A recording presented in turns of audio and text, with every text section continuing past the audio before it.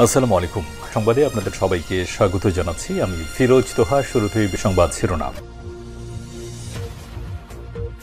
বাংলাদেশের সর্বশেষ গুরুত্বপূর্ণ আপডেট সংবাদ আপনাকে স্বাগত। শুরুতেই সংবাদ শিরোনাম, পরে বিস্তারিত।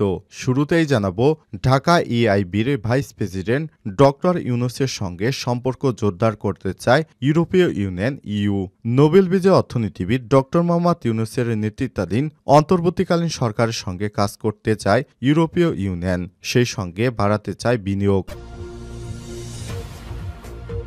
এরপর জানাবো, জুলাই বিপ্লবে আহতদের মধ্যে প্রথম ১০০ জনকে পুলিশের বিভিন্ন ইউনিটে কাজ করতে দেয়া হবে।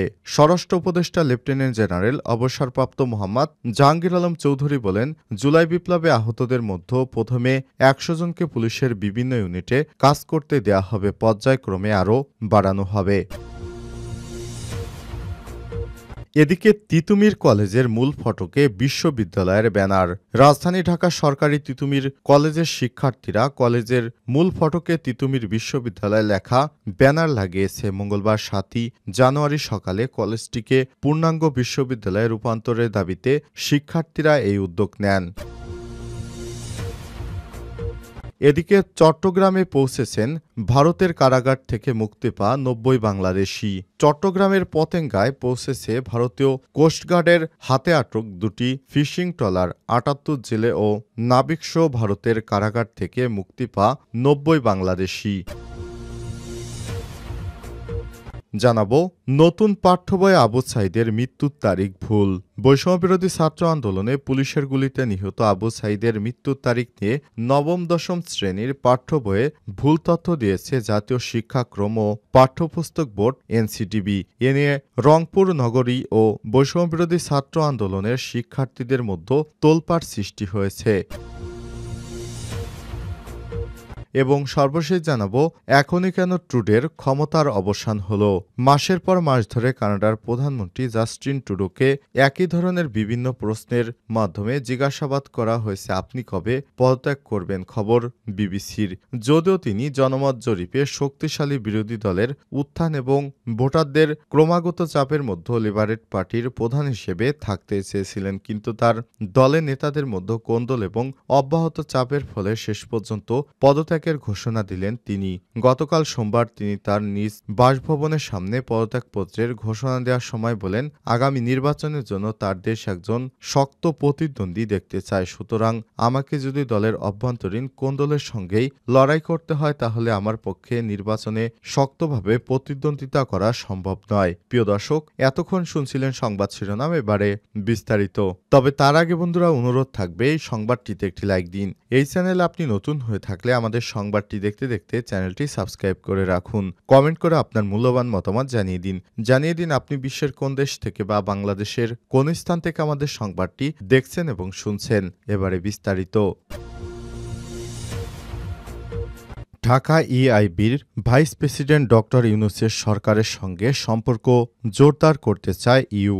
নোবেল বিজয়ী অর্থনীতিবিদ ডক্টর মোহাম্মদ ইউনূসের নেতৃত্বাধীন অন্তর্বর্তীকালীন সরকারের সঙ্গে কাজ করতে চায় ইউরোপীয় ইউনিয়ন ইইউ, সেই সঙ্গে বাড়াতে চায় বিনিয়োগ। একই সঙ্গে চায় এই বিনিয়োগের নিরাপত্তা ও সার্বিক বিষয়াদি নিয়ে আলোচনা করতে ৩ দিনের সফরে রাজধানী ঢাকায় এসেছে ইউরোপীয় ইউনিয়নের ব্যাংকের ইআইবির ভাইস প্রেসিডেন্ট নিকোলা বিয়ার। বাংলাদেশের সঙ্গে বিদ্যমান অংশীদারিত্ব পর্যালোচনা, বিভিন্ন বিষয় নিয়ে আলোচনা এবং কিভাবে বিনিয়োগের সহযোগিতা বাড়ানো যায় তা খতিয়ে দেখতে এই সফরে মঙ্গলবার ৭ই জানুয়ারি ঢাকায় পৌঁছেছেন ভাইস প্রেসিডেন্ট নিকোলা বিয়ার। ইউরোপীয় ইউনিয়নের ২৭টি সদস্য রাষ্ট্রের মালিকানাধীন ইআইবি বিশ্বের বৃহত্তম বহুপক্ষীয় আর্থিক প্রতিষ্ঠান এবং ইউরোপীয় ইউনিয়নের বিনিয়োগ ব্যাংক হিসেবে কাজ করে।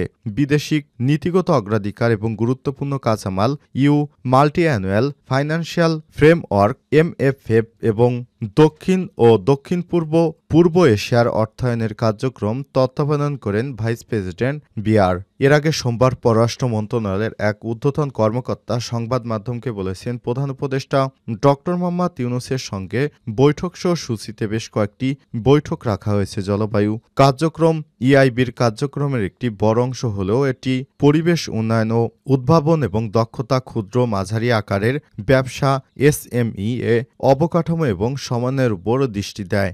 ঢাকায় অবস্থানকালে ভাইস প্রেসিডেন্ট বেয়ার অর্থ পরিকল্পনা উপদেষ্টা ডক্টর সালেউদ্দিন আহমেদ, পররাষ্ট্র বিষয়ক উপদেষ্টা তৌহিদ হোসেন, বিদ্যুৎ, জ্বালানি ও খনিজ সম্পদ রেলওয়ে উপদেষ্টা মোহাম্মদ ফাউজুল কবির খান, পরিবেশ, বন ও জলবায়ু পরিবর্তন মন্ত্রণালয়ের প্রাণী সম্পদ উপদেষ্টা সৈয়দা রিজওয়ানা হাসান, স্থানীয় সরকার, পল্লী উন্নয়ন ও সমবায় উপদেষ্টা আসিফ মাহমুদ সজীব ভূঁইয়া এবং বাংলাদেশ ব্যাংকের গভর্নর ডক্টর আহসান এইচ মনসুরের সঙ্গে বৈঠক করবেন। জুলাই বিপ্লবে আহতদের মধ্যে প্রথমে ১০০ জনকে পুলিশের বিভিন্ন ইউনিটে কাজ দেয়া হবে। স্বরাষ্ট্র উপদেষ্টা লেফটেন্যান্ট জেনারেল অবসরপ্রাপ্ত মোহাম্মদ জাহাঙ্গীর আলম চৌধুরী বলেছেন, জুলাই বিপ্লবে আহতদের মধ্যে প্রথমে ১০০ জনকে পুলিশের বিভিন্ন ইউনিটে কাজ দেয়া হবে, পর্যায়ক্রমে আরও বাড়ানো হবে। মঙ্গলবার ৭ই জানুয়ারি পুলিশের স্পেশাল ব্রাঞ্চ সিআইডির কার্যালয় পরিদর্শন শেষে স্বরাষ্ট্র উপদেষ্টা এসব তথ্য জানান। তিনি জানান, ১,০০০ ছাত্রদের ট্রাফিক ডিউটিতে নেয়ার জন্য প্রপোজাল লেটার দেওয়া হয়েছে, যারা ৩ থেকে ৪ ঘন্টা ডিউটি করবে। বিগত সরকারের বড় সমস্যা ছিল মানি লন্ডারিং উল্লেখ করে স্বরাষ্ট্র উপদেষ্টা বলেন, ব্যাংক থেকে কত টাকা খোয়া গেছে সব রিপোর্ট সিআইডিকে দ্রুত দিতে হবে। এ সময় তিনি বলেন, ৫ই আগস্টের পর থেকে অনেকেই দেশ ত্যাগ করার সুযোগ পেয়েছেন, যার কারণ ছিল সে সময়কার সরকার ছিল না। তবে সরকার গঠনের পর যারা দেশ ত্যাগ করেছেন তাদের বিষয়ে অধিক তদন্ত গ্রহণ করা হয়েছে, তদন্ত করেই ব্যবস্থা গ্রহণ করা হচ্ছে বলে জানিয়েছেন তিনি বলেছেন, দেশে যেন আর কোনো সরকার এভাবে ফ্যাসিস্ট হতে না পারে সে ব্যাপারে কাজ করছে অন্তর্বর্তীকালীন সরকার। তিতুমীর কলেজের মূল ফটকে বিশ্ববিদ্যালয়ের ব্যানার।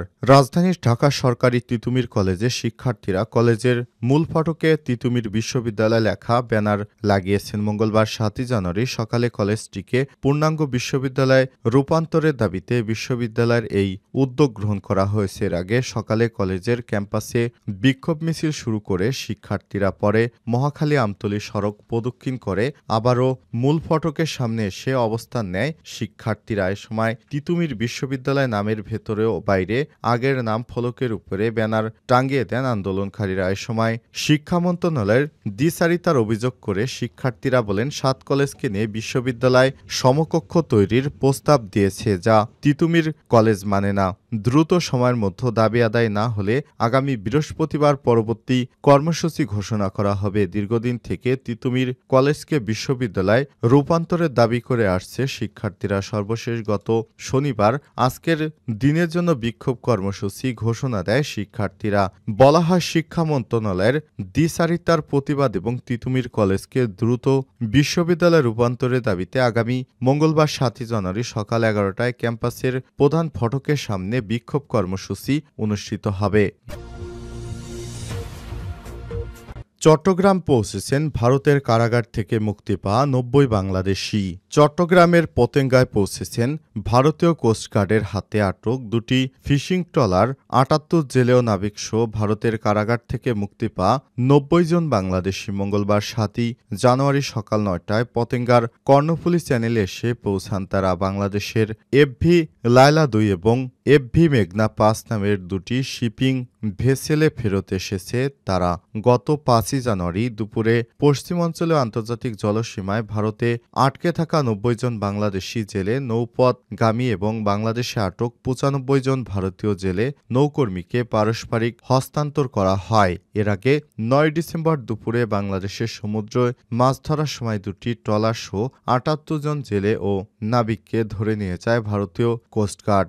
ঘটনার পরদিন খুলনার হিরন পয়েন্ট এলাকার অদূরে সমুদ্র থেকে ট্রলার সহ তাদের ধরে নিয়ে যাওয়া হয়েছে বলে মালিকপক্ষ ও নৌপরিবহন অধিদপ্তর নিশ্চিত করেছেন। আটক দুটি নৌযান হল এফভি লায়লা ২ ও এফভি মেঘনা ৫। এফভি লায়লা ২ ট্রলারটি এসআর ফিশিং নামের প্রতিষ্ঠানের আর এফভি মেঘনা ৫ ট্রলারটি সি&এফ অ্যাগ্রো লিমিটেডের মালিকানাধীন। এফভি লায়লা ২ ট্রলারটি গত ২৭ নভেম্বর মাছ ধরার জন্য সাগরে যায়। 20 ডিসেম্বর ঘাটে ফেরার কথা ছিল ট্রলারটিতে 41 জন নাবিক জেলে রয়েছে। এমভি মেঘনা পাস ট্রলারটি গত 24শে নভেম্বর সাগরে যায়। 14ই ডিসেম্বর ফিরে আসার কথা ছিল।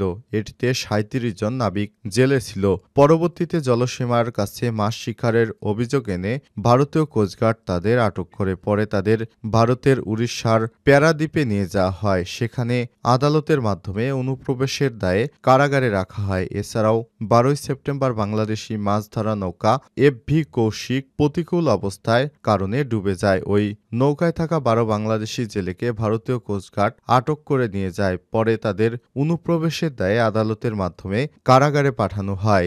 দীর্ঘদিন পর তারা জামিনে মুক্তি পেয়েছেন।